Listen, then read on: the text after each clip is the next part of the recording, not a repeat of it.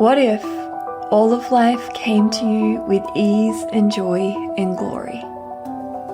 What if that which you've always imagined possible actually is? What if it was possible to create a life you're excited to get out of bed for? Welcome to Creating Beyond podcast. I'm Ashlee Rose, here to introduce you to the tools you can use to create the life you've always dreamed of. Is it time for you to step into everything you came here to be? Awesome. So welcome everybody to another episode of Creating Beyond podcast. This is episode 12 of season 2. And today I have a very special guest, Anthony Mattis, and I'm so grateful to have you here, a fellow Access Consciousness certified facilitator, and all of the other things, which I'm not even actually sure about. Welcome. Okay. Thank you for having me, Ashlee. Glad to be here. You facilitate the 3-day body classes and you do your own ASB? Yeah. Anthony's Synthesis of Being. That's what Dane and Gary sort of affectionately called the SOP sessions that I do.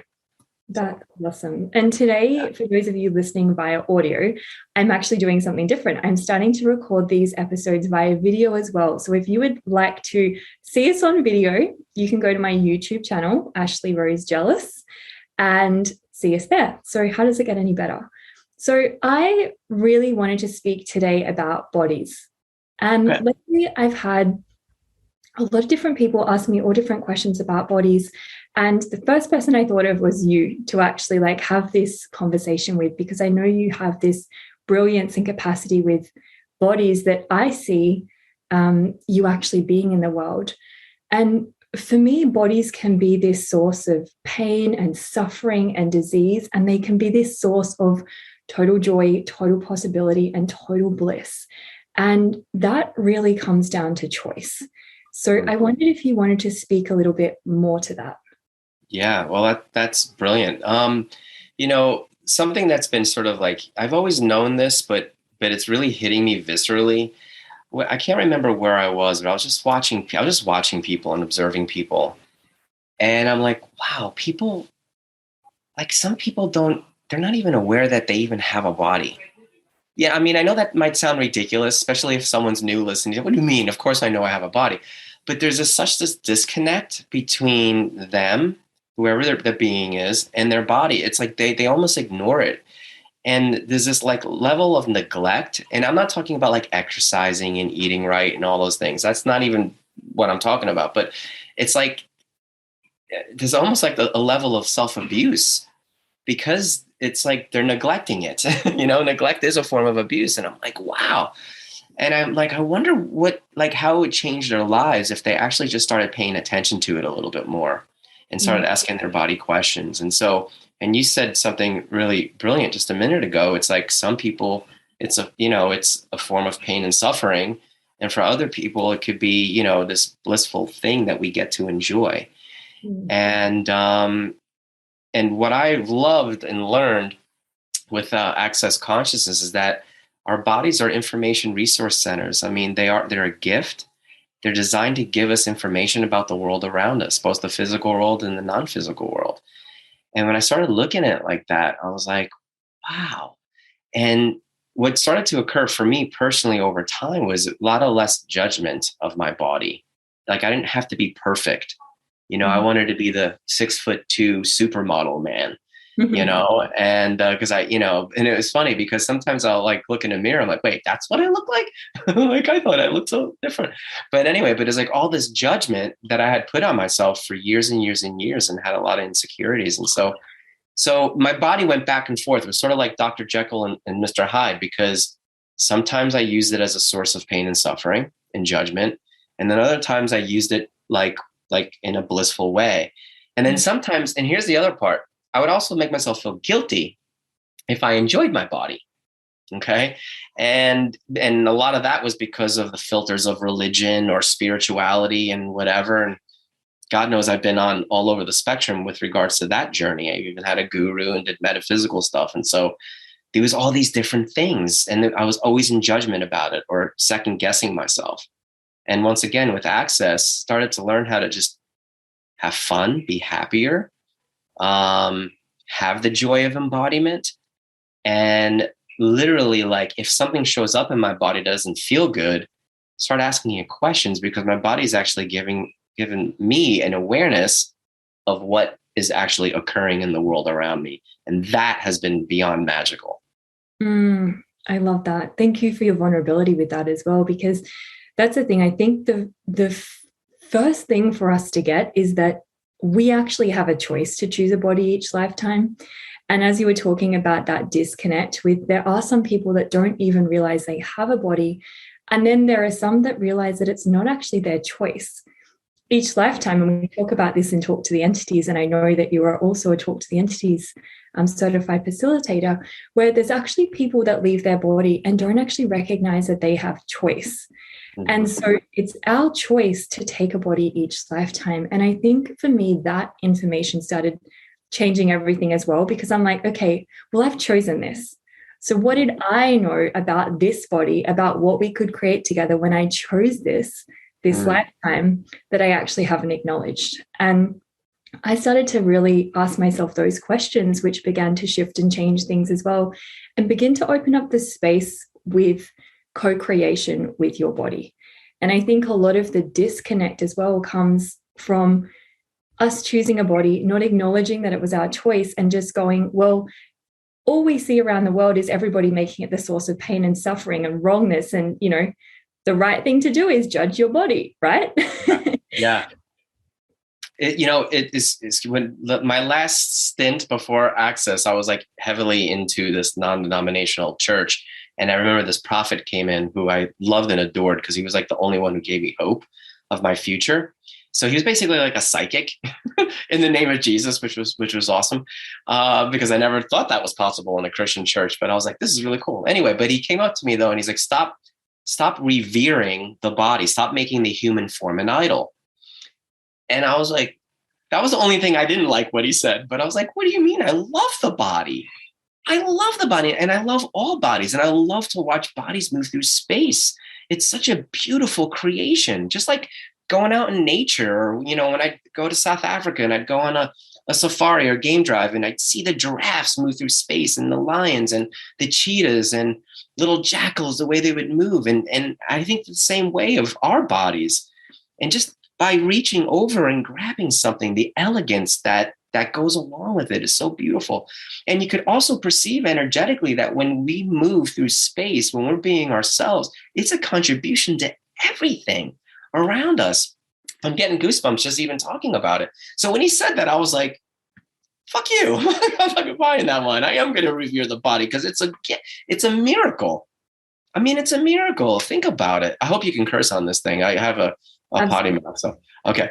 So anyway, but so I was like, okay, I'm not going to buy that point of view. But again, it really wasn't until Access where I started giving myself permission to see the gift that it is and be with my body the way I've always wanted to be with my body, but I never really truly allowed myself to, because I was filtering it through everybody else's points of view about it. And if you actually like have the joy of embodiment this lifetime, like that can be seen as this judgeable offense, because how many people do you know that actually have the joy of embodiment? And so I noticed that as well. It's like, well, if you don't have any problems with your body, you don't fit in. You're so different. Yeah. And there's a lot of people that can actually judge you for that. And we're even taught, that looks delicious. Yes. Hello, Ashlee. Just doing cocktail delivery. Sorry if you guys were in an important part. Yeah. Sorry. That's amazing. Now, all those people that are listening to audio, they have to go over to video to see this beautiful cocktail that Anthony's stunning wife has just delivered him. And there you go, the joy of embodiment. It's like perfect example. We, without this body, it's like we don't get to enjoy those things. We don't get to enjoy, you know, the pleasure of a cocktail, the sensation of food in our mouth, the sensation of, you know, the sand, the water kind of like caressing our body. And that's the part that a lot of people forget. And if we bring ourselves back to that, it's like, where can you begin with actually beginning to see your body as a source of joy rather than a source of pain. Yeah, beautiful. And you said before, it's like we chose, right? So it's like we chose to embody. So it's like, why wouldn't we enjoy it? Why wouldn't we, treat it and honor it as the gift that it actually is and use it as a source of joy and happiness in our lives? Can you speak more to the tools that you started using to actually begin to create that space of enjoyment with your body? And I know you were speaking about at the start so brilliantly, is our body is this receiving system, and we are so aware, and oftentimes our bodies are more willing to be aware than we are.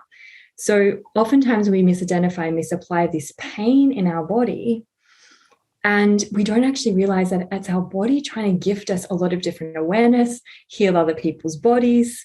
And so our bodies truly have our back at all times. So if you, like, when we begin to ask questions, which is one of the tools of access consciousness, this is, where that joy can begin. So can you speak to that? Yeah, definitely. Well, the first place I started was the bars, Access Consciousness, the bars, which deals with those 32 points on our heads, right? And it's like sort of like defragging the computer, but only for the brain. And so I was very curious about that because I'm a chiropractor by trade. I was a holistic chiropractor, so I studied every technique under the sun. And it was about 9 months after the kid's mom died.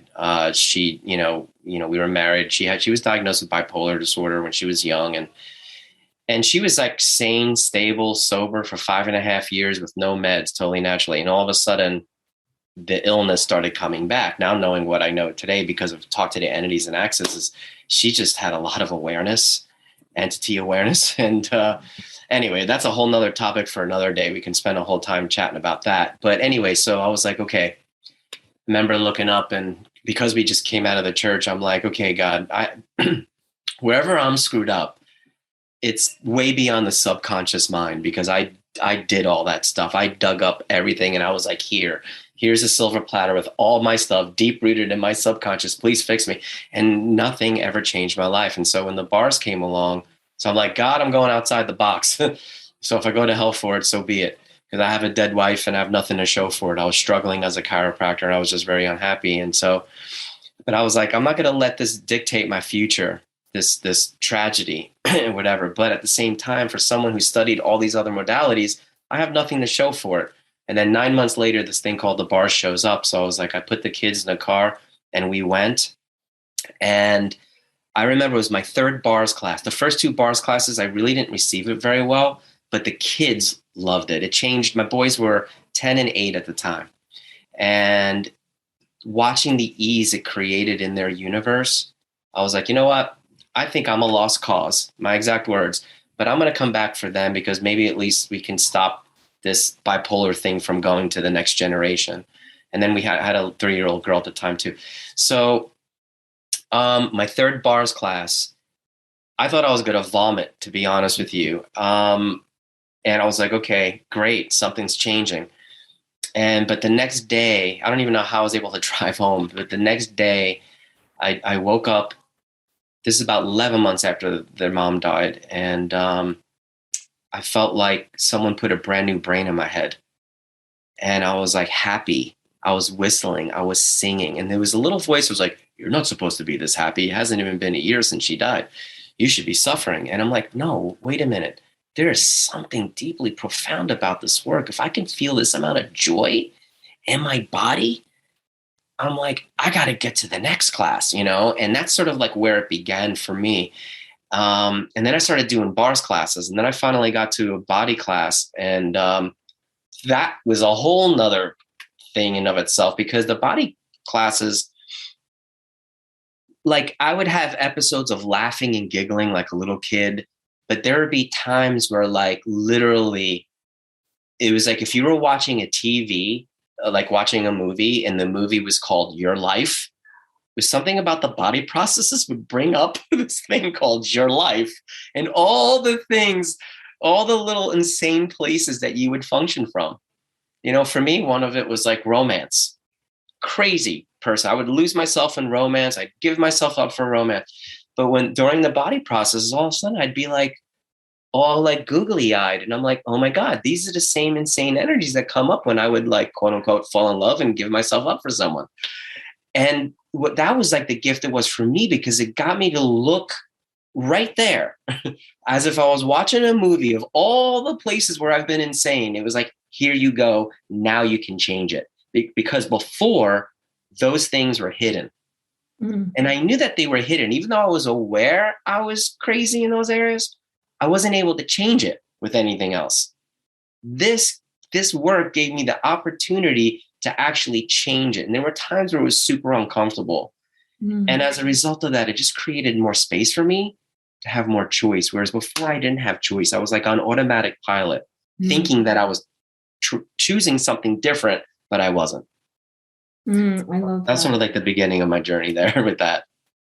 Yeah, no, I love that. And that's what, I mean, that's the gift of the bars and also the body processes, is the body processes begin to unlock the thoughts, the feelings, the emotions, the points of view, the refined judgments that are actually keeping you from changing things that you would like to change. And I mean, you know, science has proven now that emotion, or like anything that we lock in the body, is the first step to dis-ease. Like, it actually changes the shape of your cells. So that's brilliant, because it's like oftentimes to change things in the body, we have all these amazing access consciousness tools. And also it's the hands-on body processes that I have noticed have changed so much for my body that it is unexplainable. Because again, you lay down, oftentimes you go to sleep and drool, and then you wake up and you're like, wow, I have a totally different space available. And the magic of bodies is just like beyond this reality. And that's the thing. It's like our bodies match the points of view we have of it. Just like the universe, our body is an extension of the universe, right? So it's like, if you say to the universe without recognizing, I don't have money, or I want more money, which means I lack more money. The universe gives you that, because there is no such thing as right or wrong. The universe doesn't function from judgment. It's like, oh, if this is what you're asking for, I'll give you more of that. So it's the same as our bodies. And I noticed like the one thing, and when I, judged my body horrendously, like again, before I was introduced to the bars, what I really began to actually notice is I had believed that judgment was a source of creation for my body. If I judge my body enough, I'll finally get to the thing that's, creating what I'd like to change, and it'll change. But the thing is, like, again, your body listens to everything you say. And if you go, I hate my body, or my body's so big, or I have a big ass, guess what happens? Your body gets bigger. Yeah. I'd really love if you wanted to kind of expand on that and speak a little bit more to, like, your point of view creates a reality, but it also creates the reality with and as your body as well.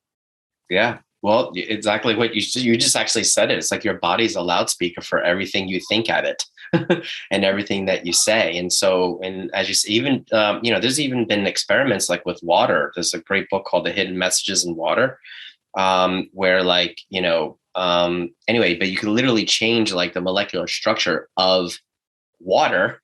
And what are we made up of? 75% water, right? So if you say things about your body's going to reflect what you keep saying to it. So you hit the nail right on the head with that. For me, it's like, I judged it because I was always small. So I was, or not always small. It's like, I'm a small person, right? By man's standards. And I played a lot of sports growing up, and I played a lot of the big boy sports, so I was like, man, it's interesting. Because it was like, what point of view that I have, that I was like, I had no business playing those kinds of sports, like American football and basketball and all those sorts of things. But I loved it. It was fun for me. So I probably were in those proper body types in other lifetimes, but not this one. And I even talked to Gary about, like, why did I choose such a little body? And because I always judged myself as being small and little and small. He's like, well, you didn't want to be seen this lifetime. And I'm like, well, I want to get over that point of view, because I want to be seen now, because I feel like there's so much I can contribute to the world, especially with these tools. And I always have, even before Access, but it was so hard because none of those tools changed my life in the way I needed it to change. And now I don't use my body as a source of judgment anymore, because I'm like, you know what? It is what it is. It's beautiful. It's sexy. It's like, I actually watch myself move through space, and I'm like, wow. And it's like, I look at myself through a completely different lens than I used to. And I'm not sure what changed other than I started to receive me more. Mm-hmm. And that is what basically all the tools of Access are designed to do, or one of the things is to help you to learn how to receive. And because I can receive others, but I can never receive me. And that's the most important place it starts, because so then it got all twisted. And then so I started to receive me more, and it was like, wow. And then I was able to start seeing like people who, let's say, would be attracted to me, for example, because I would always make them wrong. I'm like, well, there's something wrong with them if they're attracted to me. Why would they be attracted to me? And I was like, I would start to see myself through their eyes. And I started to realize how many points of view were creating my reality. And I'll never forget one time when I first started doing ASB sessions, the very first month. Okay. The guys even did an announcement for me, like, hey, he's here. Right. And it was like day 2, and Dane whispers in my ear. He's like, dude, he's like, I know you're here. He's like, but I can't find you. And I was making myself small again. And I was like actually disappearing, which is actually a capacity too, right? In certain instances. And then he said to me, which was so beautiful, he goes, you probably feel like a charlatan. He's like, but all I know is you have a gift. And he goes, I used to feel the same way. He goes, but I've been creating miracles for the last, however, 15 years. He goes, so you're not a charlatan. You are a gift. Will you please be the gift and let people see you? And all of a sudden, then people started doing sessions with me. And I was like, whoa.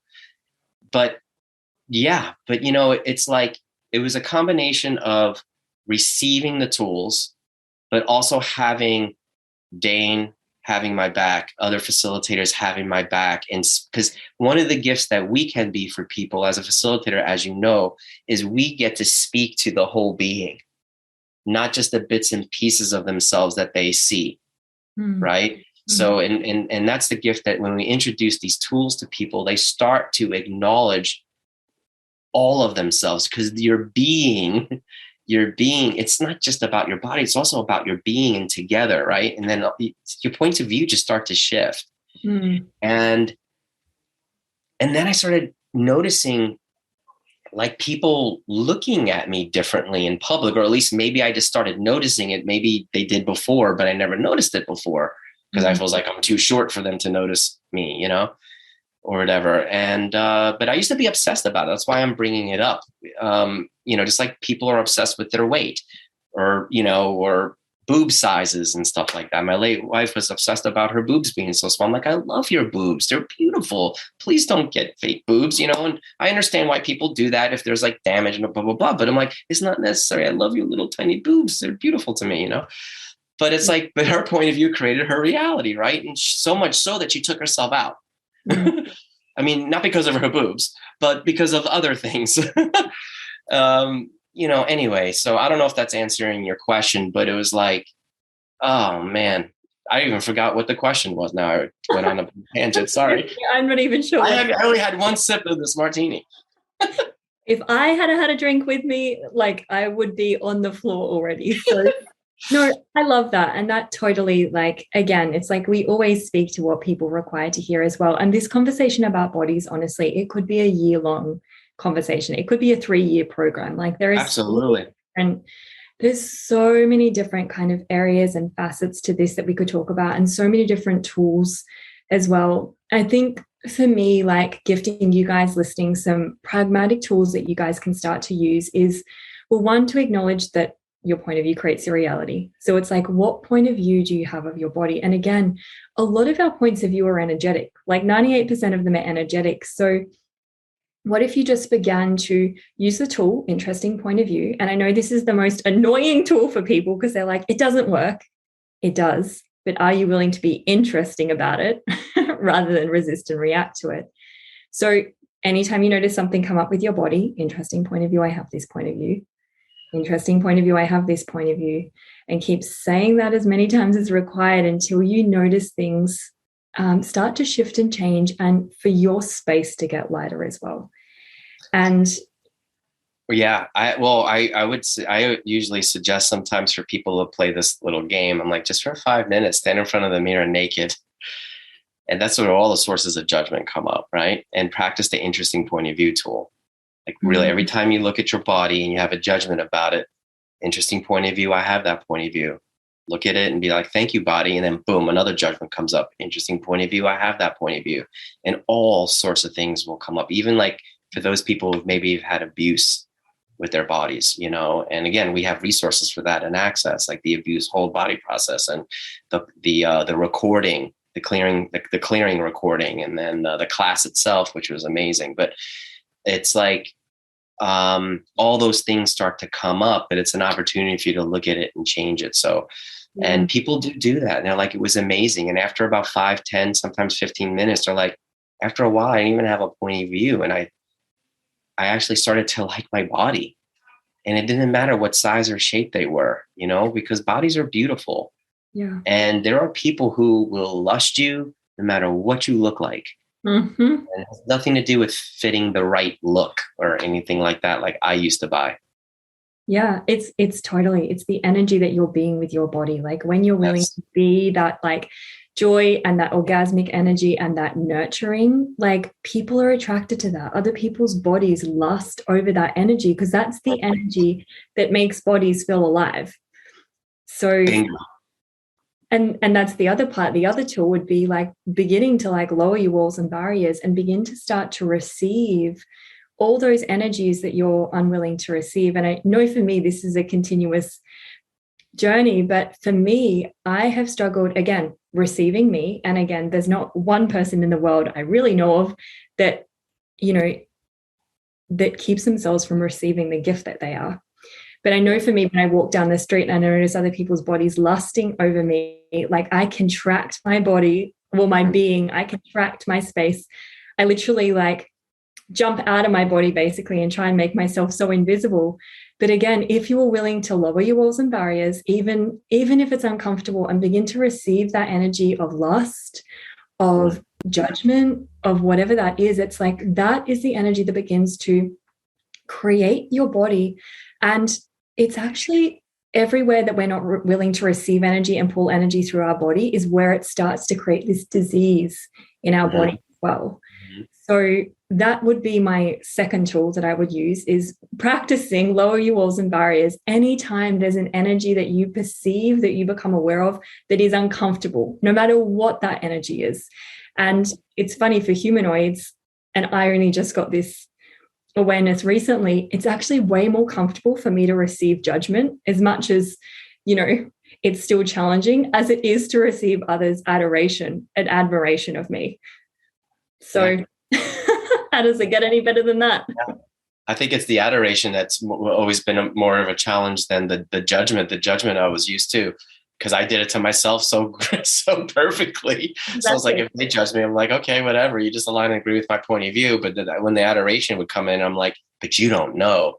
You don't know that, you know, how I feel, you know, whatever it was. And yeah, it's beautiful. A really good book and tool that helped me was Sex Is Not a 4-Letter Word, because that goes into depths, the elements of sex, which was great. Because I never forget when I asked Gary, how do I break out of financial mediocrity? And he's like, turn up your sexualness. I'm like, what? And he's like, when did you turn your sexualness off? And I'm like, I don't know what you mean, you know, and I had foundation, but I still didn't get it, you know?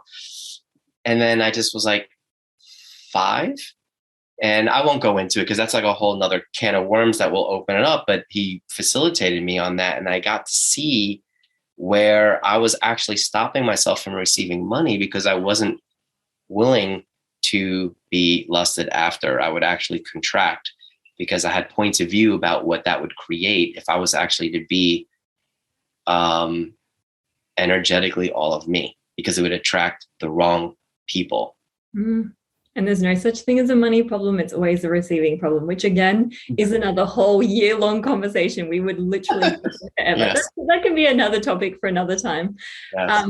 I love that. Until number 3, and you might have another as well, but I was just getting one of the other tools that have changed so much is like the Who Does This Belong To tool.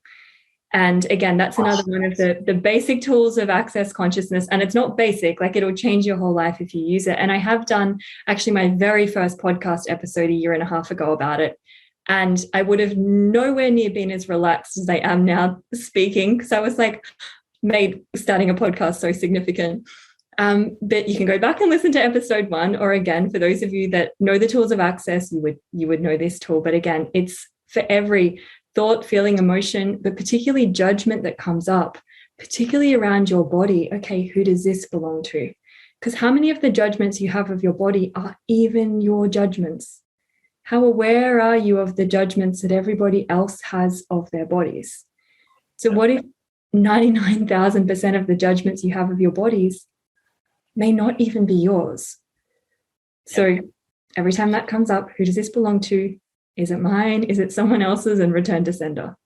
That took me 5 years to really like viscerally get that amazing question and tool, because in the beginning, you know, being a body work, I'm like, what do you mean? I'm the one who's feeling it. Of course it's mine, you know, or I'm the one who's thinking the thought. Of course it's my thought, you know, and do you know what? It wasn't until the very class that I resisted the most, because I had taken it like 3 times already before the 4th time when I took it and it sunk in, was talk to the entities. And when I actually got present with my office hours, I call them awareness hours now. And because I didn't think I had a capacity in that area at all, like zero. And I got present because I was feeling really depressed, and there was like no logical reason to be depressed, like nothing. And I'm like, but I had that energetic, depressive feeling. I felt myself going down, right? And so I got present in the office hours, and I started using the tools of talk to the entities. And the next day, again, I woke up and I felt like I had a brand new brain. That melancholia was completely gone and wiped out. And that's when, like, who does this belong to clicked for me. And then I actually started to see, because after like returning it to like your family members with consciousness attached, after a while of doing access, you know, maybe it's not theirs anymore. You know, maybe you have an awareness of the spirit world. Maybe you have awareness of people you don't even know up to 8,000 kilometers away. Right. And so I started getting present with that idea. And oh my God, anything that wasn't working for me in my world, I could change it like that. And there'd be some times where I'd be sitting with it for a couple of days, and that was okay. But I was comfortable being uncomfortable. I didn't make being uncomfortable wrong anymore, because I knew I was just being aware of something. So I had to like stay in the question until like the awareness came, and then I was able to change it, you know, or I'd get my bars ran or receive a body process, and then boom, that would change it, even though I may not have gotten the awareness per se. So yeah, awesome stuff. Super exciting. that. And the who does this belong to, I'll just say this quickly as well. Again, it's not to find an answer. It's not to find out whose it is. It's just to acknowledge that it's not yours. Because 95% of the time when we acknowledge that it's not ours, it dissipates and shifts and changes anyway. So again, I tell people to get really present with it. And who does this belong to? And then who does that belong to? And then who does that belong to? And when you start working with these tools, we talk to the entities. And again, I didn't believe I had a capacity with the spirit world. And I still am in slight denial that I do as well. Like, it's definitely changed, but I'm like, but it's different to other people's capacities. And that just opens a whole nother can of worms, because who does this belong to? It takes that to a whole new level. Are they embodied? Are they actually disembodied? So awesome. Thank you so much for being here with me. And that was awesome. How much fun can we have? And how much fun can you guys have with your bodies moving forward? If the purpose of life is to have fun, if you've chosen the body that you're in this lifetime, begin to ask, like, what have I chosen this body for? And what can we create together that I've never acknowledged before? And what communion and intimacy can I now choose with my body that I've never been willing to choose before? And ask, universe, show me. Because again, we don't have any reference points oftentimes for what that even is. What is communion with our body? It's not your job to figure out the how. Begin to ask the universe to show you what that looks like.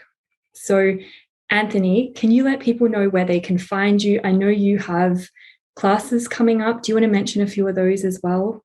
Yeah, well, I have this amazing call with Gary Douglas called Is God in Consciousness, or Is Consciousness in God? I'm looking forward to that. I've been wanting to do that for 4 years and finally worked up the courage to do that call. And I asked Gary if he would co-facilitate that with me. So it's going to be beautiful, brilliant, controversial, riveting, you name it. But they can check me out on my website at www.dranthonymattis.com. Awesome. And you do the 3D body classes all around the world. And I know there's people all around the world that listen to this podcast as well.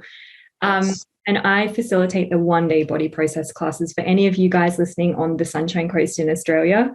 So you can get a taste of those and begin to actually shift and change things with your body. So I hope this has been a contribution to you guys. Again, Anthony, thank you so much for being here with me, and what else is truly possible with our body now. Thanks for having me. Bye. Bye. Thank you so much for taking the time to listen into this episode and my show. I hope you've enjoyed it, and if it has been a contribution to you, please leave a 5-star review, subscribe to my show, and share this episode with anyone you know that may be looking to create their life as something greater. You can find more about me at Ashlee, ASHLEE-rose.com, and you can find more information about the tools of Access Consciousness at accessconsciousness.com.